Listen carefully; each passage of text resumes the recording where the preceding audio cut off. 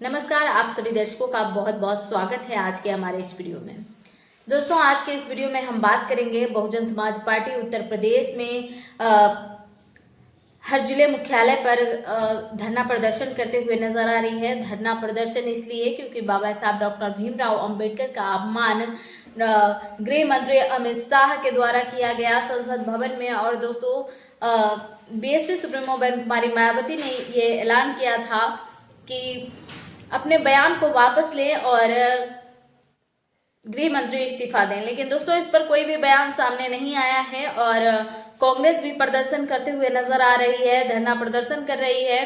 साहब अंबेडकर के नाम पर मार्च निकाला जा रहा है। जिस तरीके से बाबा साहब भीमराव अंबेडकर का अपमान, अमित शाह का मानसिकता कहीं ना कहीं बाहर निकलती है, किस प्रकार से बाबा साहब के प्रति उनकी सोच है, किस प्रकार से दलित शोषित पीड़ित समाज के लिए उनके प्रति जो भावना है वो बाहर निकली है। और जो लोग ये कहते हैं कि 400 पार होगा तो हम भारतीय संविधान को बदलने का काम करेंगे, वो कहीं ना कहीं सत्ता में रहकर अपनी घृणित मानसिकता को बढ़ावा देते हुए बाबा साहब डॉक्टर भीमराव अंबेडकर का अपमान किए, जिसकी वजह से भारतीय जनता पार्टी के विरोध में, गृह मंत्री अमित शाह के विरोध में देश के करोड़ों लोग, करोड़ों युवा सड़कों पर है, प्रदर्शन करते हुए नजर आ रही है। और दोस्तों, जिस प्रकार से डॉक्टर बाबा साहब भीमराव अंबेडकर को लेकर कहा गया है, अंबेडकर अंबेडकर अंबेडकर मानो ये फैशन हो गया है। अगर यहाँ इसकी जगह पर भगवान का नाम लिया जाता तो 7 जन्मों तक स्वर्ग मिल जाता।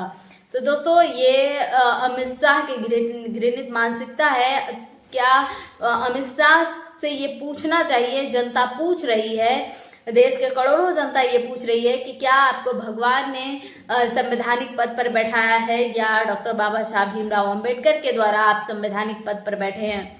जी हाँ दोस्तों, देश के करोड़ों युवा ये पूछ रहे हैं अमित शाह से। अमित शाह का कोई बयान नहीं सामने आया है और एक तरफ देश बाबा साहब के अपमान पर क्रोधित है, आंदोलित है, आक्रोशित है। वहीं दूसरी तरफ दोस्तों, उत्तर प्रदेश के बस्ती जिले में एक नाबालिग के साथ बर्बरता की सारी हदें पार कर दी गई। जी हाँ दोस्तों, बर्बरता इस प्रकार कपाने वाली घटना सामने आई है उत्तर प्रदेश के बस्ती जिले से।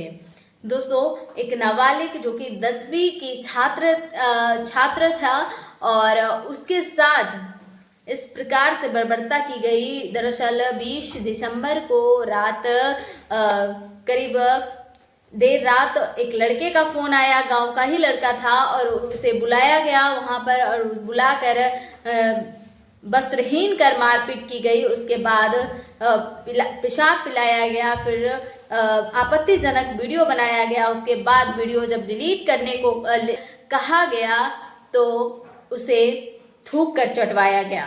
दोस्तों, किसी भी प्रकार पीड़ित जान बचाकर भागा अपने परिजनों के पास और बाद में जब पास के थाना में कंप्लेन करने पहुंचते हैं, शिकायत करने पहुंचते हैं, तो उनकी शिकायत को अनसुनी कर दी जाती है और पुलिस कार्रवाई नहीं करती है। इसी कारणवश कई लोगों की जान चली जाती है, कई लोग अपने आप को खत्म करने में कामयाब हो जाते हैं। जी हाँ दोस्तों, ये घटना बस्ती जिले की है और जिस पीड़ित के साथ ये घटना को अंजाम दिया गया और पुलिस कार्रवाई नहीं करती है, जिसके बाद पीड़ित को प्रताड़ित किया जाता था, आते जाते चढ़ाया जाता था, जिसके बाद तंग आकर पीड़ित ने अपने आप को फंदे से लटकाकर जान ले ली। दोस्तों, उसके बाद परिजन भड़के, उसके बाद एसएसपी ऑफिस पहुंचे। उसके बाद जब पीड़ित के मामा के तहरीर पर कार्रवाई की गई, 3 से 4 लोग को गिरफ्तार किया गया। लेकिन दोस्तों, आप सोचिए, अगर यही कार्रवाई उस वक्त की गई होती जब परिजन पहुंचे थे पीड़ित के साथ, तो पीड़ित आज शायद जीवित होता।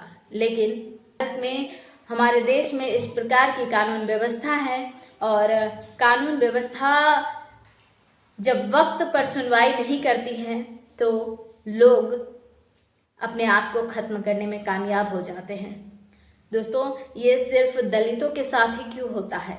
ये अत्याचार, ये अन्याय दलितों के साथ ही क्यों किया जाता है? आखिर क्या कसूर था उस 10वीं के छात्र, नाबालिग छात्र के साथ जिस प्रकार की बर्बरता की गई, रूह कपाने वाली ये घटना जिस प्रकार से सामने आई है, दिल दहल उठता है सोचकर कि किस प्रकार से 4 से 5 लोग उसके मुंह में पेशाब किया, पेशाब पिलाया गया, थूक चटवाया गया, बर्बरता की सारी हदें पार कर दी गई। दोस्तों, आखिर कब तक दलितों के साथ ऐसा होता रहेगा?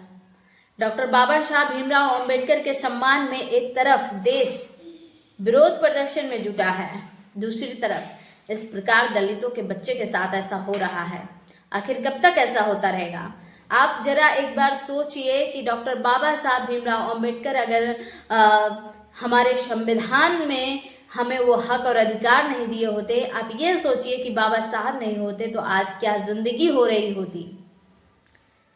दोस्तों, बाबा साहब के संविधान के बावजूद भी बाबा साहब हमें जीने का हक अधिकार देते हैं, समानता से जीने का हक और अधिकार दिए हैं, आज़ादी से हम अपनी बात को रख सकते हैं, आज़ादी से हम पढ़ लिख सकते हैं, लेकिन फिर भी आज भी इस तरीके की घटना को अंजाम दी जाती है और किस प्रकार जातिवादी गुंडे घुसकर दलितों के साथ मारपीट करते हैं, जानलेवा हमले करते हैं। आखिर कब तक ऐसा होता रहेगा? कब जागेगा बहुजन समाज? कब एकजुट होगा बहुजन समाज? कि लोग आज भी 85% लोग आज भी सत्ता से बाहर हैं, 85% आज भी क्यों शिक्षा से वंचित हैं, 85% लोगों के साथ ही क्यों बर्बरता की जाती है? ये बहुत बड़ा सवाल है। बाबा साहब डॉक्टर भीमराव अंबेडकर ने कहा है, शिक्षा ही वो शेरनी का दूध है, जो पिएगा वो दहाड़ेगा।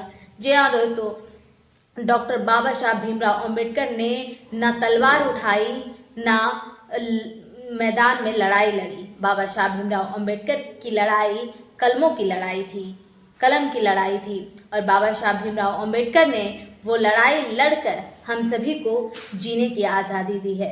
तो दोस्तों, डॉक्टर बाबा साहब भीमराव अंबेडकर के सम्मान में आप भी घरों से निकलिए और बाबा साहब के लिए आवाज़ उठाइए, क्योंकि दोस्तों आज बाबा साहब का अपमान किया गया है, कल संविधान हटाया जाएगा। दलितों, शोषितों, पीड़ितों का जो हक अधिकार है उससे उनको वंचित कर दिया जाएगा। तो दोस्तों, आज जिस प्रकार से बहुजन समाज सड़कों पर उतरा है प्रदर्शन के लिए, इस पर आपका क्या राय है? आप अपनी प्रतिक्रिया हमें कमेंट सेक्शन में ज़रूर बताएं। दोस्तों, वीडियो बनाने का मकसद यही है कि दलित, शोषित, पीड़ित समाज के साथ जो बर्बरता की जाती है, जो अत्याचार उनके साथ किया जाता है, उस अत्याचार के खिलाफ आवाज़ उठाना ही एकमात्र मकसद है। बने रहें हमारे वीडियो के साथ इस प्रकार से, और हमें सपोर्ट करने के लिए आप सभी दर्शकों का बहुत बहुत धन्यवाद। हमें सपोर्ट करने के लिए चैनल को सब्सक्राइब करें, बेल आइकन को प्रेस करें, ताकि हमारे आने वाली हर वीडियो की जानकारी आपको मिलती रहे टाइम टू टाइम और सबसे पहले। नमस्कार, जय भारत, जय संविधान।